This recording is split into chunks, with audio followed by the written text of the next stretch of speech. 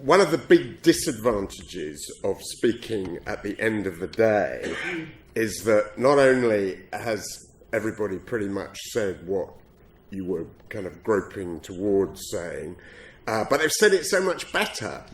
But the plus is, I hope that means that I can sort of junk some things that have already been said many times and be as brief as possible. On the Trump announcement, there isn't much new to say. I just mentioned, because I had to unavoidably miss the second session, so maybe it was said in that, but we've talked about the Christian evangelical Christian constituency that Trump was appeasing with this, and Daniel talked very eloquently about the sort of various elements of the new republicanism. I think it's also worth mentioning Sheldon Adelson. I'm not saying that he was necessarily the prime motivator for Trump doing that, but he has been agitating for the movement of the embassy for a very long time. He was Trump's biggest single donor in the campaign, and until very recently, at least, he was a great friend of Netanyahu's. I mean, I won't bore you with why he may have fallen out with Netanyahu, but I can assure you it is not from a liberal position. He, of course, has financed the very pervasive free newspaper Israel Hayom, which is a tremendous cheerleader of the right in Israel. So I think it's not impossible. And he's also, amazingly, offered to finance the embassy, an idea which, even some of the most ardent right-wing nationalists in Israel find a little bit dodgy. But anyway, so I think it's fair to say that the Trump announcement did, apart from, really confounding any hope of a peace negotiation, and I share all Daniel's and others' doubts about the possibility that existed before Trump came in of a successful negotiation. But he also, in a sense, did seek to bury a legacy of over 70 years. And I know we're here very much talking about the purpose of this session is to talk about the occupation since 1967. But if you live in Jerusalem, as I did as a correspondent for 8 years, you can't really escape the legacy of 1948 as well. And I mean, a couple of things flash into my mind at this point. You can go to the street which is now Palmach, going through Talbieh.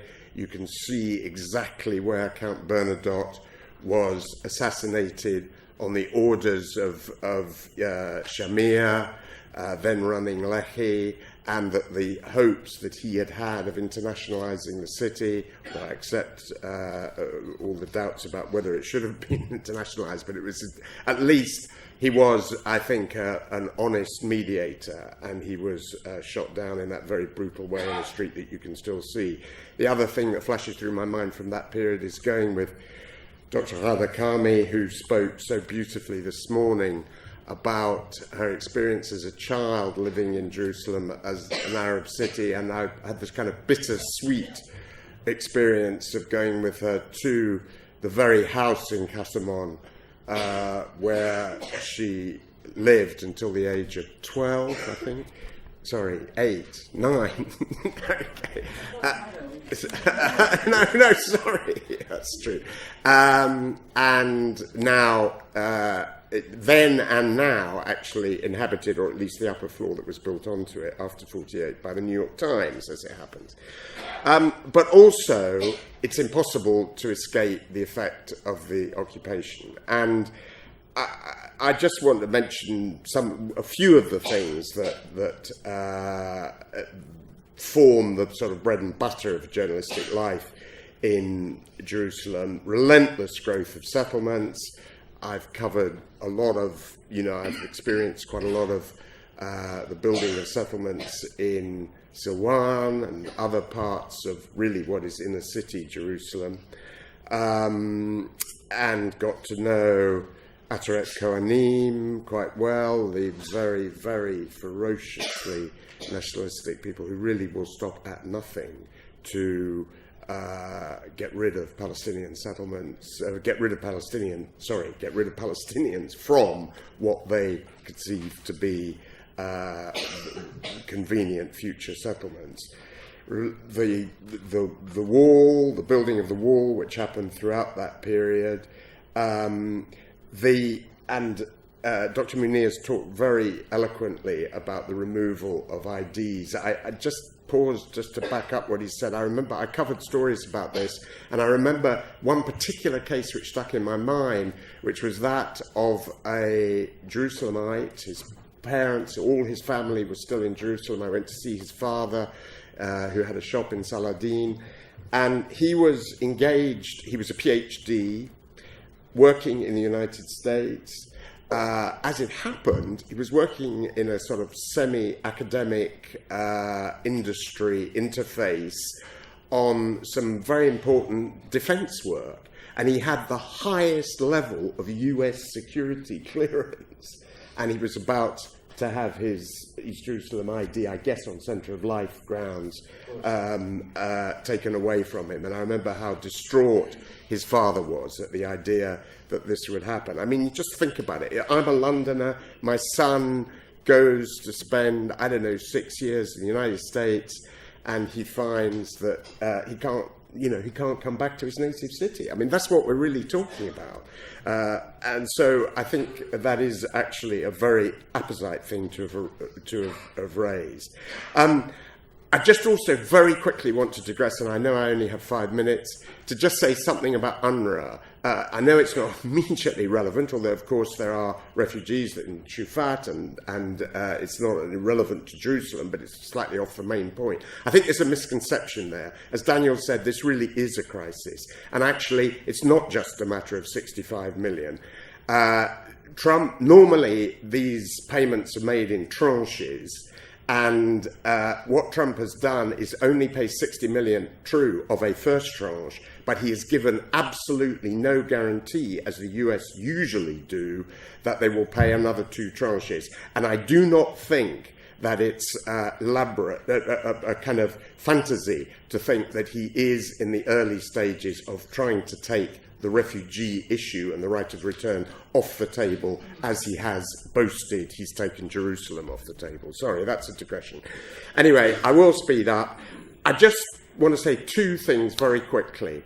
One is that perhaps at the end of the day, it's worth just not being completely pessimistic. And I think one wants at this point to pay tribute a little bit to the extraordinary steadfastness, actually, of East Jerusalem Palestinians since 1967, despite all the kind of onslaughts and assaults on their position. Assaults, by the way, which are frequently chronicled in the secret but usually leaked reports of the EU's heads of mission.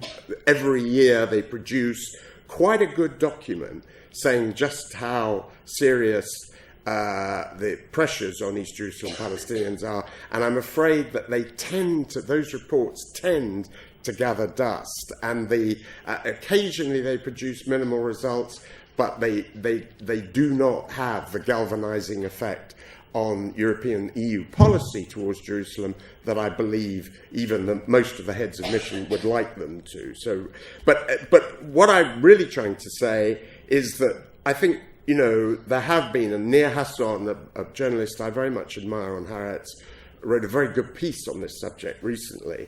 And Dr. Tibby referred to the very successful mobilization. I'm not trying to be Panglossian about this. Things are very, very difficult and in many respects getting worse. Nonetheless, the actions, the mobilization, for example, against the use of security cameras on Haram al-Sharif was a pretty impressive mobilization.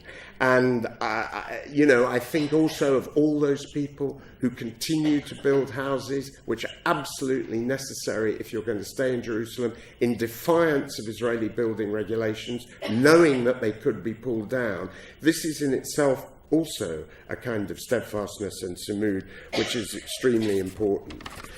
But I do want to just conclude by I was going to ask this anyway, and being very, very provocative, if you like, because I know this is very controversial, but Daniel mentioned it, and I also wanted to mention, a recent opinion poll did actually show that a majority of East, how reliable it is, I cannot say, but it was reported as having said that a majority of East Jerusalem Palestinians now would ideally prefer to vote in municipal elections. Now, this does open up an absolute hornet's nest. There will be people saying immediately that that's normalization, that it's accepting the illegal and recognized internationally as illegal annexation of East Jerusalem, so-called annexation, unilateral annexation, that it is the beginning of the end of accepting the occupation. But there is, I think, another way of looking at it, and I'm not arguing one case or the other. I'm just saying I think this is an important matter for debate. In other words, is it a kind of act of normalization, or does it actually have the potential to represent the intifada of the ballot box? And I would really like to hear some opinions on that. I think I've said enough now.